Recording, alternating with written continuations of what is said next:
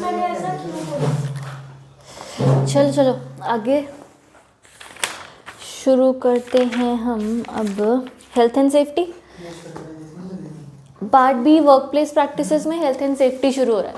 अब work place practice यार simple, अभी एक इंसान जब कभी कंपनी में काम करता है तो उसको क्या चाहिए वहाँ से? पैसा, सबसे पहली बात सैलरी वैलरी चाहिए। उसके अलावा उसको काम सीखने मिले, उसको प्रमोशन मिले, उसके काम को रिकॉग्निशन मिले, एक्नॉलेजमेंट्स मिले, यही सब चाहिए, राइट? तो every person needs certain amount of motivations from the organization, be it monetary और नॉन मॉनिटरी, राइट?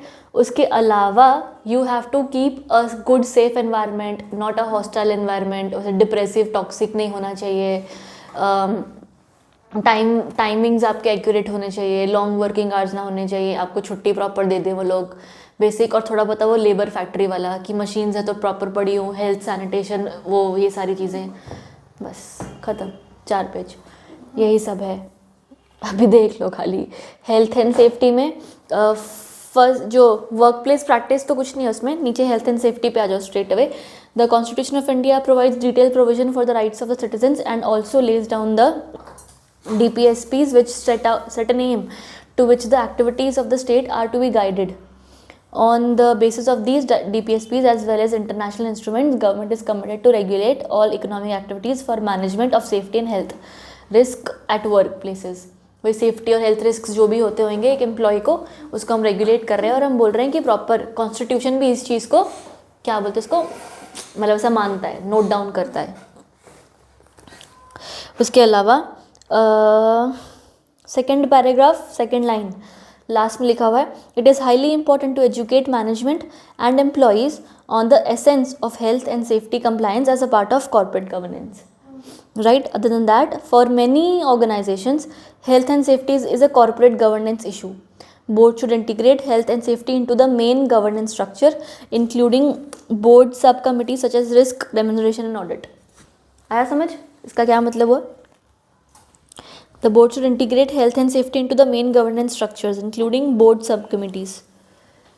Right? तो main board में भी और उसमें भी जाना चाहिए। ऑडिट इसमें भी होना चाहिए हेल्थ का। ऑडिट कमिटी, मतलब सारी कमिटीज़ भी इसका ध्यान रखें। जो भी कंपनी के अंदर मेन बोर्ड है वो तो कर ही रहा है, other than that the committees formed under the board should also take care of this, right? फिर वाइज ये ठीक है, बाकी सेम है। ये इंटरनेशनल लेबर ऑर्गेनाइजेशन भी यही बोल रही है कि भाई इतने वर्कर्स काम करते हैं, सबका ध्यान रखो। और rapid pace of technological national changes हैं तो फिर अटेंशन देना पड़ेगा आपको उनकी रिक्वायरमेंट्स पर। Why is occupational health and safety important? खाली पॉइंट्स पढ़ लो, नॉट और लिख लो नॉट इम्पॉर्टेंट वहाँ पे। रिड्यूस रिस्क हो जाएगा ऑफ इंजरीज, इम्प्रूवड एफिशिएंसी होगी, इम्प्रूवड एम्प्लॉय रिलेशन, हाँ, reduce cost, lower insurance premiums. उसके अलावा यही सारी चीज़ें दोबारा एक्सप्लेन की हुई हैं। Reduce work incident, reduce absent, increase productivity, cost insurance come, create a proper health and safety culture, enhance reputation, improve staff moral. Case study देखते हैं। केस स्टडी है तुम्हारी ये भोपाल गैस ट्रेजेडी पे, यूनियन कार्बाइड, हाँ पढ़ी है तुमने, पढ़ी ही है सारी ही, पढ़ने की ज़रूरत है। ठीक है, तुम्हें पता है ना इसमें क्या हुआ था कि अपने वो भी देखा था क्या, वो रेलवे मैन या कोई कौन सी सीरीज आई थी? मैंने देखी, मैं तो एक दो कुछ मुझे बोरिंग लगी थी, मैंने पहले आपको देखा था। मैंने तब तक देखा जब तक वो फट गई थी बस। उसके बाद ही तो शुरू हुई थी ना सीरीज। हाँ तो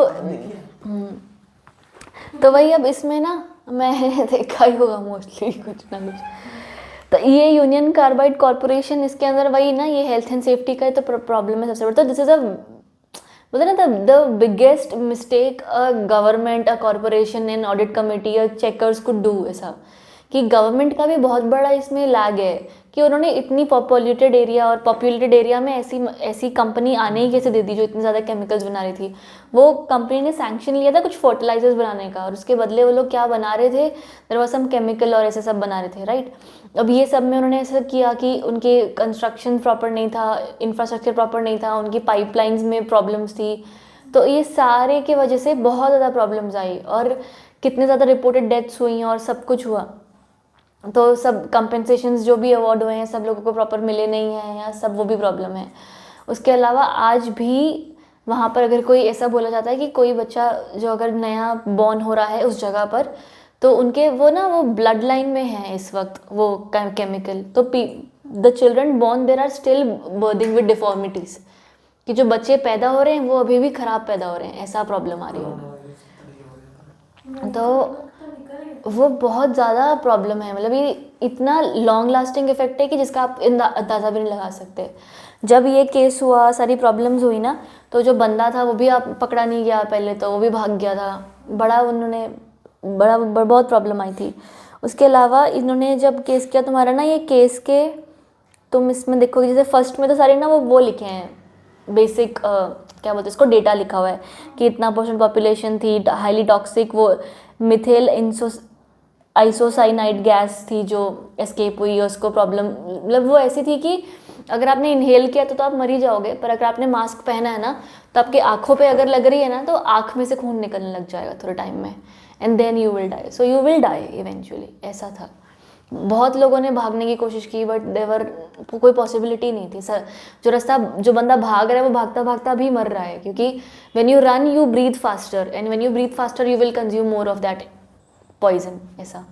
तो बहुत गंदा हुआ था ये, क्योंकि हाँ ऑलमोस्ट ख़त्म हो गया था। मतलब भोपाल गैस ट्रेजेडी वो जिस एरिया में हुआ ना, the entire area was affected.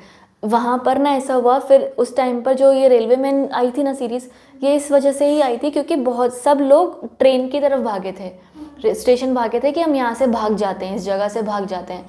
तो उस टाइम पर वो रेलवे लाइन पर ना कुछ चेक चल रहा था, जिस वजह से ट्रेन्स को रोका गया था, हॉल्ट करवाया गया था और स्टेशन स्किप करने बोला, ऐसा सब था प्रॉब्लम। तो उन्होंने फिर वो जहाँ से बात करनी है बात भी नहीं हो पा रही है, और ऐसा था दिक्कत। जो रेलवे लाइन चेक करने गया था इंसान, वो बंदा वहाँ पर चेक करता करता मर गया था, ऐसा कुछ पता नहीं है। तो ऐसा कुछ उसमें ऐसा बताया, वो तो पता नहीं क्या है क्या नहीं है, but the problem was people could not even board the train, और जो ट्रेन पहुँची वो रुकी नहीं क्योंकि लाशें हैं स्टेशन पे, तो सबको डर लगा। तो ये बहुत बहुत बड़ी प्रॉब्लम थी।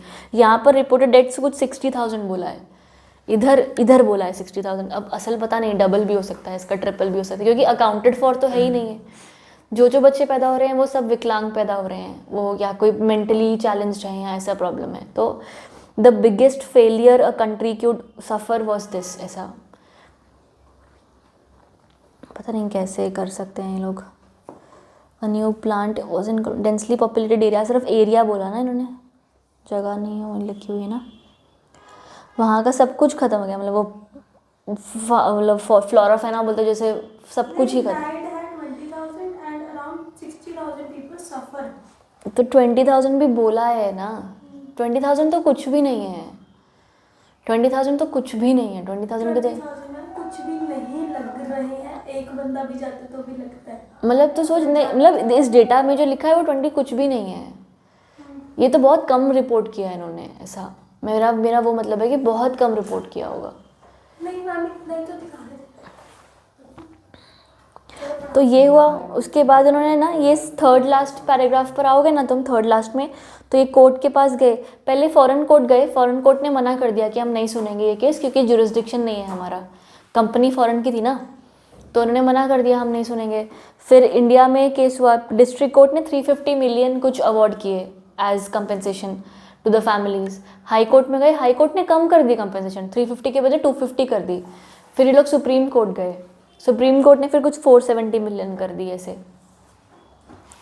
आज भी वो लोग, लेकिन वो लोग डिससेटिस्फाइड ही हैं देखा जाए तो। चलो एनीवे, ये यूनियन कार्बाइड ठीक है। उसके अलावा LNT वाला भले रहने दोगे तो चलेगा, case law, it is okay.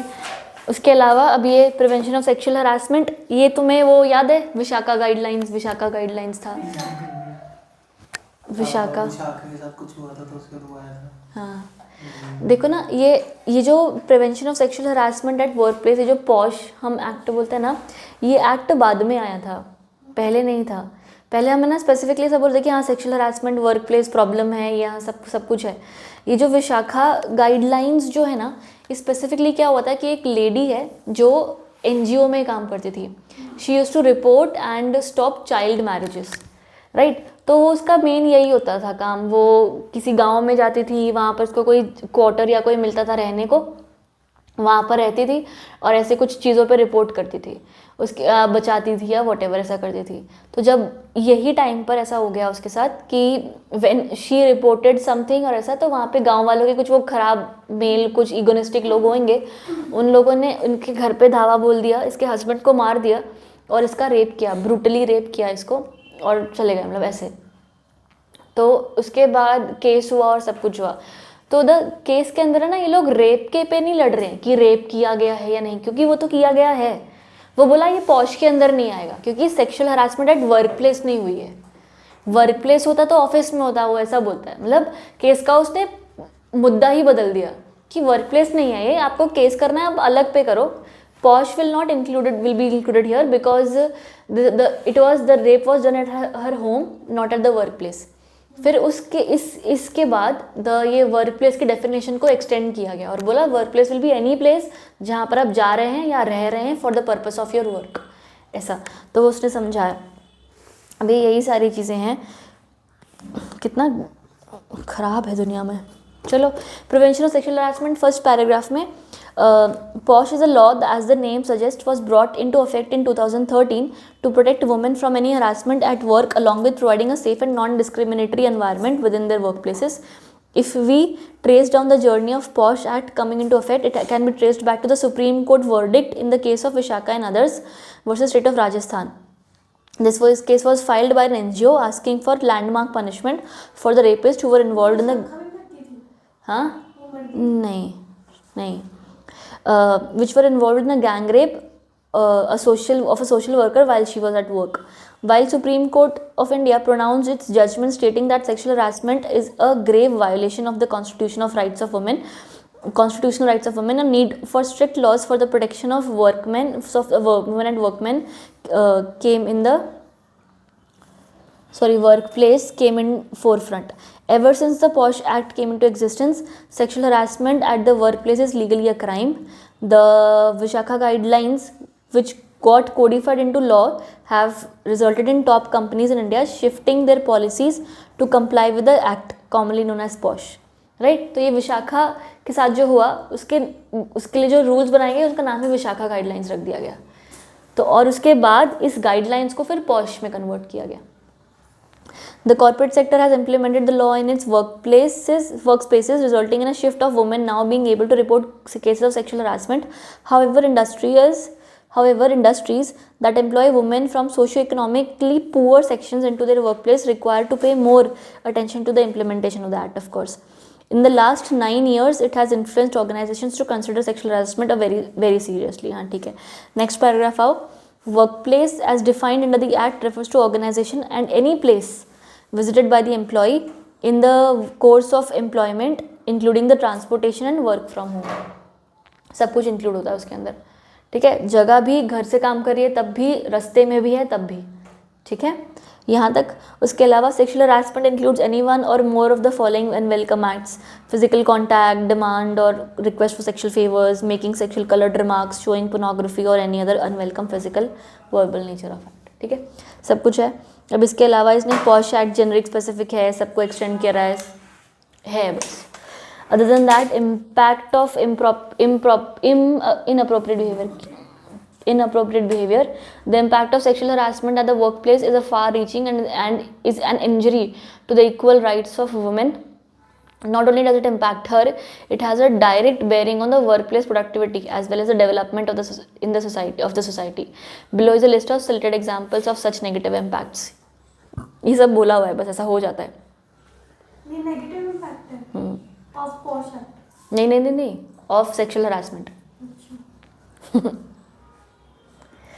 POSH act का क्या नेगेटिव इफेक्ट होगा? क्या पता, लोगों ने पागल डाल दिया. सब है. प्रोफेशनली आपको ये प्रॉब्लम्स आएंगे, पर्सनली आपको ये प्रॉब्लम्स आएंगे. उसके अलावा potential consequences of work place sexual harassment की वजह से आपको क्या क्या प्रॉब्लम्स और आ सकती हैं. इमोशनली नॉट इम्पोर्टेंट है. इमोशनल है, decreased company productivity, financial challenges हो गए, या ब्रांड नेम एंड रेपुटेशन, सब कुछ। अगेन अब ये पूरा केस लॉ गया विशाखा गाइडलाइंस के ऊपर, विशाखा के ऊपर। अब ये लैंडमार्क केस है सब कुछ। इसमें तो मेन तो ना ये जो पॉइंट्स है ना, बुलेट पॉइंट्स केस के अंदर, ये पढ़ लो। The case laid down so many guidelines and requirements which need to be fulfilled by the employer as well as other responsible persons or institutions.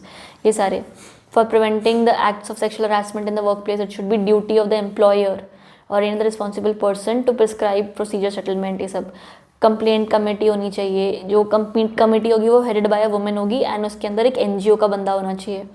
Half of the members of the committee should be women only. All complaints regarding sexual harassment should be dealt by this committee.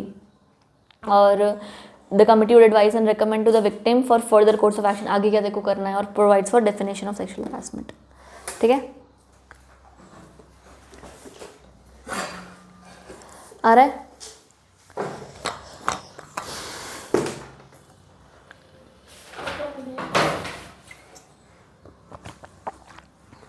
Employee turnover, attrition, attrition rate। ये क्या होता है?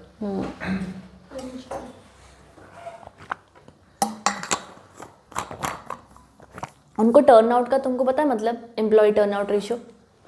एक company में जितने लोग आ रहे हैं जा रहे हैं आ रहे हैं जा रहे हैं, उसको टर्नआउट कहते हैं। टर्नओवर, टर्नआउट, टर्न अराउंड, वही है। तो ये एम्प्लॉय टर्न अराउंड रेशियो या टर्नओवर रेशियो है कि कितने लोग आ रहे जा रहे हैं, है ना। तो अब एक एम्प्लॉय में अगर लोग आ रहे हैं, आप उसको या तो निकाल रहे हो, या तो वो रिज़ाइन हो रहा है, या तो वो खुद छोड़ के जा रहा है, या तो उसकी कहीं और पोस्टिंग हो गई है, मतलब कुछ और जॉब मिल गई है, या तो उसकी शादी हो गई है, वो कहीं और चला गया। आ रहा है और जा तो रहा है ना, तो वो सब कुछ टर्नओवर या टर्नआउट रेशियो में इंक्लूड होगा। एट्रिशन रेट में सिर्फ वो वाले एम्प्लॉयज़ ही होंगे जो कंपनी की गलती की वजह से छोड़ के जा रहे हैं। रिमूव वाले नहीं आते हैं इसके अंदर, रेजिग्नेशन और रिमूव वाले नहीं आते, वो आ रहे हैं includes only the people who left the job. ठीक है, एट्रिशन रेट में सिर्फ लेफ्ट द जॉब वाले आएंगे, टर्नआउट रेशियो में सारे आएंगे, इंक्लूड्स ऑल हु लेफ्ट और रिमूव्ड और रिजाइंड और डेड, कुछ भी आ जाएगा। ठीक है, और attrition में कौन सा? Only the one who left. ठीक है, खुद की मर्जी से गए हैं वो, रिमूवल वाले नहीं आएंगे, रेजिग्नेशन वाले नहीं आएंगे, कोई भी नहीं आएगा। आया समझ मेन, बस बाकी इसमें आगे आ जाएगा। और ठीक है, how successfully a company hires on boards और manages and rewards its people is fundamental to its success. These factors are too important to leave to chance, so the most successful companies use data to ensure excellence. They compare their attrition rate with national and specific industry benchmarks. They hold managers responsible for keeping the lines of communication open with the reports. They actively manage their career development program and look at total compensation metrics in context at the cost of replacing top performers. ये याद कुछ भी नहीं रहने वाला, पर तुम्हें मतलब समझ में आ गया। आगे एम्प्लॉय टर्नओवर, या आ गया टर्नओवर यहाँ पर, refers to workers parting ways in the institution or a company they work for. The turnover rate, on the other hand, defines the total number of workers leaving within a certain period of time. ठीक, turnover is a generalized term. Turnover can occur in different ways, both undesirable or desirable, and shouldn't be confused with attrition. When calculating attrition, forced reductions and terminations are not counted. मुझे लगता है turnover में सब कुछ आएगा और attribution में सिर्फ वो आएगा। वही तो, उसमें एट्रीब्यूशन भी इंक्लूडेड होगी शायद टर्नओवर। टर्नआउट में सब कुछ, उसमें सिर्फ वो Turnover में जो हटे घटाए गए छोड़ दिए, एवरीथिंग, पर इसमें जो सिर्फ जो छोड़ के चले गए कंपनी की गलती की वजह से या ऐसा लेफ्ट करे। अब यहाँ पर वॉलंटरी टर्नओवर में क्या दिया हुआ है? When an employee leaves a company or institution based on his or her own decision and not the employer, it's considered as voluntary. Voluntary turnover can make many forms, including resigning, retiring, moving to a different company or organization, relocating, or traveling with the spouses. Spouses? बच्चों में पति के साथ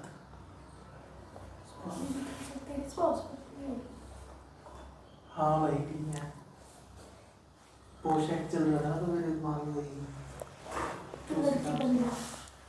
अरे पोशाक लड़कों के लिए कहाँ से है, लड़कियों के लिए ही है ना। This kind of turnover is usually a common cause of concern among executives because लड़की हो सकती है इसके टाइम में। मेरा स्वाद this kind of turnover is usually a common cause of concern among executives because they are usually unpredictable, out of the employer's control and cause major disruptions in the workplace. Additionally, voluntary turnover can also be costly, whether directly or indirectly. Directly indirectly मतलब directly मतलब retire, जैसे यहाँ पर लिखा है ये retire ही हो रहे हैं, और indirectly losing top talent. आया? अरे हाँ भाई।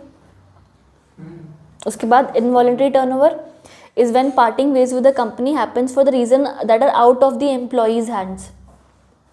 इन human resource it is usually divided into two sub types, controllable and uncontrollable. ठीक है, इनवॉलेंट्री एम्प्लॉई के हाथ में नहीं है, नॉट इन एम्प्लॉई हैंड्स.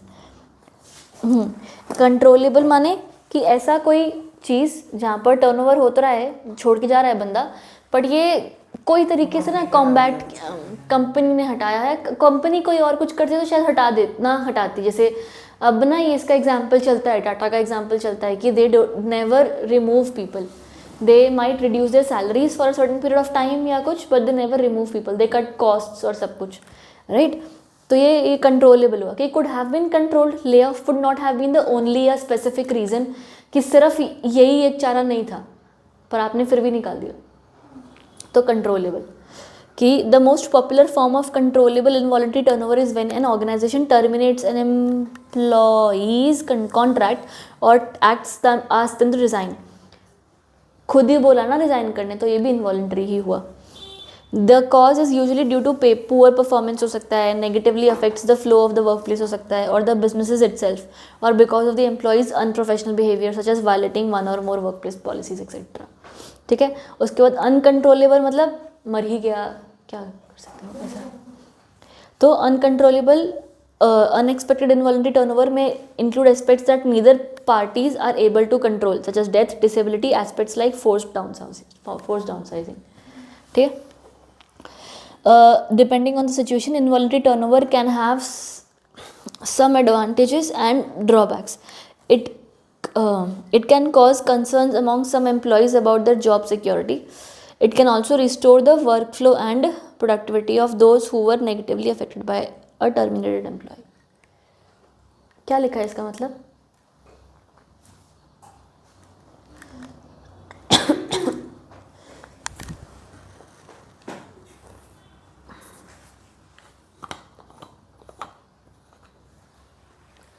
जिनको इन बंदों की वजह से अपनी पोजीशन से हटा दिया गया था.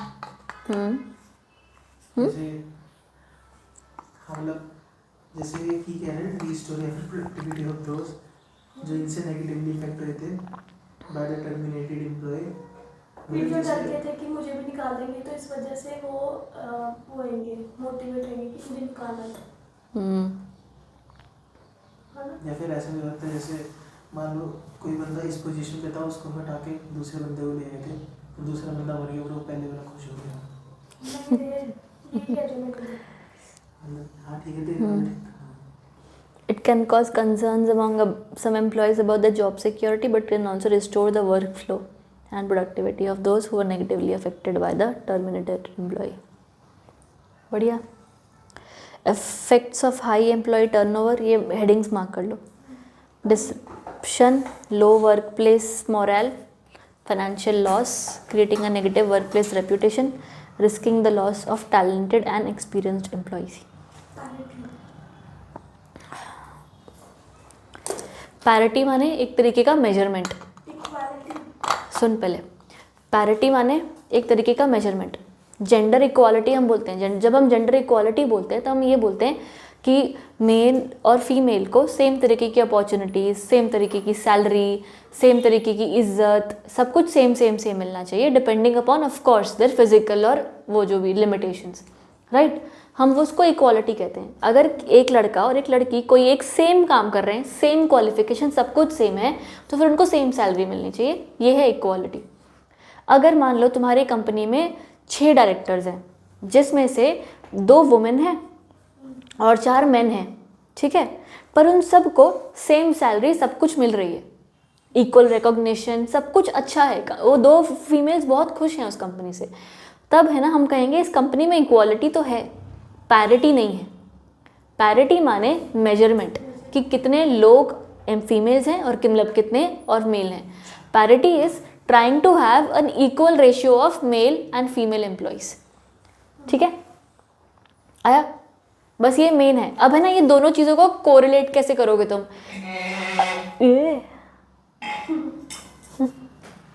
ऐसा, तो कोरिलेट कैसे करोगे, अगर जेंडर पैरिटी होती है तो इसका मतलब सेम सेम, इतना नंबर ऑफ एम्प्लॉय, इतना नंबर ऑफ वो सब सेम सेम होगा, ठीक है, वेरी गुड, एक हो गया।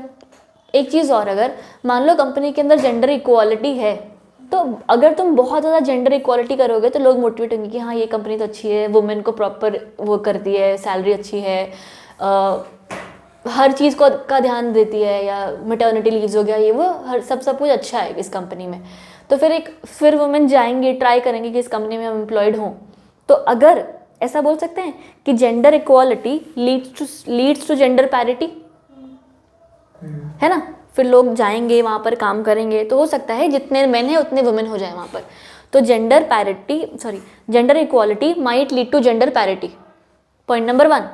However gender parity does not ensure gender equality, ये भी बोला जा सकता है वहाँ पर 3 मेल और 3 फीमेल सब हैं, पर वो फीमेल को कम सैलरी मिल रही है, कम उनको जो भी वर्क कम मिल रहा है, प्रमोशंस नहीं मिल रहे हैं, राइट। तो बस ये दोनों चीज़ें इकट्ठी हैं, इनका कोरिलेशन जैसे अगर आ गया तो कि पैरिटी और इक्वालिटी क्या आता है तो तुम समझ जाओगे, बस यही है, ये दो मेन लाइन लिखने की ज़रूरत है खाली। Parity will not lead to equality. हाँ, डज नॉट इंश्योर इक्वालिटी, ऐसा।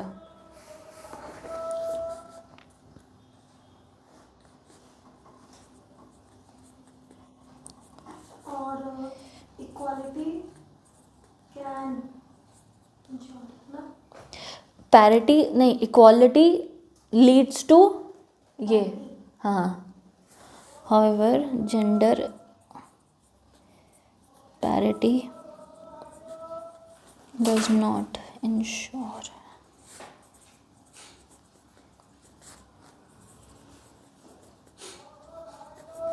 डन, बस ये। अगेन अब इसमें वो फर्स्ट 2 पैराग्राफ तो वही सब लिखा हुआ है, गवर्नेंस और ये gender parity is the same thing है जेंडर इक्वालिटी, वो वहाँ से पढ़ना शुरू करूँ, पढ़ लिया,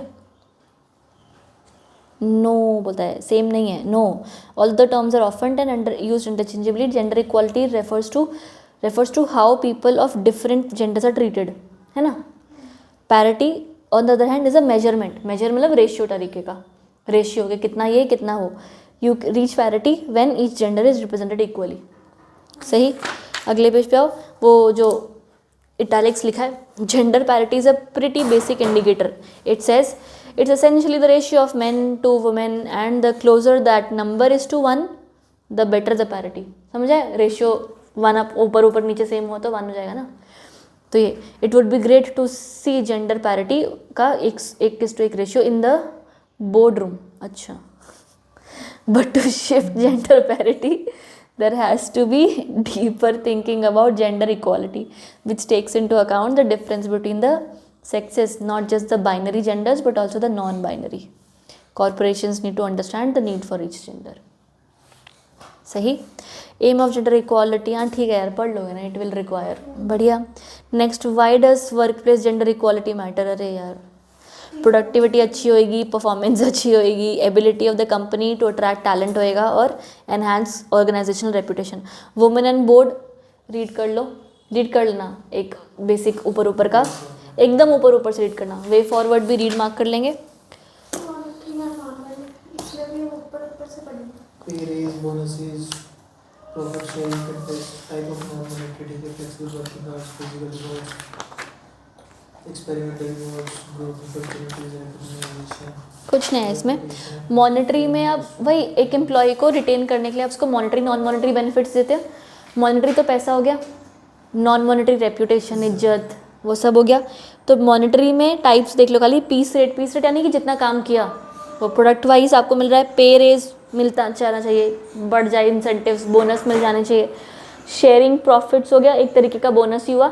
उसके अलावा कंटेस्ट मतलब टारगेट दे देती है कंपनीज की, इतना कर दिया सेल तो ये आपको एक्स्ट्रा मिलेगा, ये तो वो हो गया। उसके अलावा नॉन मॉनेटरी लास्ट पैराग्राफ में भी लिखा हुआ है और बाकी नीचे लिखा हुआ है। Non monetary are all any item experimental rewards हो गए, प्रोग्राम्स रख दिए, इवेंट्स दे दिए, अवार्ड्स दे दिए, कुछ भी दे दिया ऐसा गिफ्ट। नीचे देखो टाइप्स ऑफ नॉन मॉनेटरी में फ्लेक्सिबल वर्किंग अरेंजमेंट्स दे दिए उनको, फिजिकल रिवॉर्ड्स दे दिए, फिजिकल कैन बी एनीथिंग, कुछ सामान दे दिया, कुछ लेटर, कुछ मोड, कुछ भी दे दिया। इसका मतलब है एक्सपीरियंशियल रिवॉर्ड्स, यूनिक एक्सपीरियंस, उन्हें अच्छा काम किया है कुछ उसके। थर्ड वाला ग्रोथ अपॉर्चुनिटीज़ दे दो, रिकॉग्निशन एंड प्रेजेस दे दो उनको, शाबाश very good, extra time off दे दो, फ्रिंज बेनिफिट्स कट कर दो, अजीब है नहीं पड़ेंगे, बढ़ गया। इसमें टिप्स भी ऐड कर सकते हैं। इम्पैक्ट रीड मार्क कर लो। वही है, क्या बेनिफिट्स में वही था, holidays and trips. Impact of monetary non monetary benefit read mark कर लो। अब सप्लायर प्रैक्टिस ये ना बेसिक वो है कि आप अपने सप्लायर्स को कैसे ट्रीट कर रहे हो ना, सप्लायर्स को कैसे ट्रीट करोगे यार, उनसे प्रॉपर क्रेडिट रेटिंग्स ये पैसे सेंड करो बस, और कुछ नहीं। और उनको भी चाहिए। और इनको कुछ चाहिए नहीं, ना इज्जत चाहिए ना कुछ चाहिए, उनको बस पैसा अपना देंगे। तो बस ये जो पैराग्राफ है ना, सप्लायर कोड ऑफ कंडक्ट, इसको तो रीड मार्क करो। लिखा ही करके पैसे देते। हाँ, पे देयर क्रेडिट ऑन टाइम। हाँ हाँ तो यही तो मेन फाइल, यही है ना गाइडलाइन। ये क्या हुआ? एथिकल प्रैक्टिसेस हो गए। हेल्थ और सेफ्टी भी दो उसको, एथिकल प्रैक्टिस। नहीं, वो गूगल की केस स्टडी है। वो केस स्टडी है पागल। सप्लायर को कहाँ तो बीमा करानी जाएगी इसका। नहीं, ये सप्लायर कोड ऑफ कंडक्ट है खाली इतना, उसमें भी सारा नहीं मार्क करना, फर्स्ट 3 पैराग्राफ्स मार्क कर लो, बहुत हो जाएंगे मेरे हिसाब से। हमारे में 3 ही है। सप्लायर, वो क्रेडिटर भी तो होना चाहिए, डेटर भी तो होना चाहिए। हमारे में केस स्टडी आ रही है सीधा। अच्छा, आप ये वाला मार्क करा रहे हैं? हाँ, केस स्टडी गूगल। नहीं पढ़नी केस स्टडी।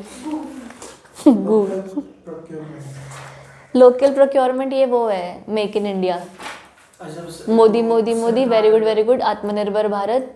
नहीं, जो सरकार उससे लेती है, मतलब नॉर्मल लोगों से। हाँ, लोकल प्रोक्योर करो, अच्छा रहेगा, जल्दी मिल जाएगा, ऑथेंटिसिटी होगी, नहीं सही दिया तो धर सकते हो जाके उसको। वही refers to purchase of goods and services from local businesses. उसके अलावा बेनिफिट्स ऑफ लोकल प्रोक्योरमेंट दे दिया, लोकल सप्लायर होगा, आपके टारगेट्स मीट हो सकते हैं, CSR के टारगेट भी मीट हो सकते हैं। उसके अलावा शॉर्ट एंड टाइम फ्रेम्स, फटाफट सामान पहुंचेगा ना, पास से लिया है तो। Help reduce cost, provides environmental benefits. उसके अलावा मेक इन इंडिया की थोड़ी सी वाहवाही करेंगे कि भाई मेक इन इंडिया इनिशिएटिव है, बहुत बढ़िया है और ऐसा। हेलो, आप कहाँ पर हो? आ जाओ। बस यहाँ पर आप एक काम करो ना,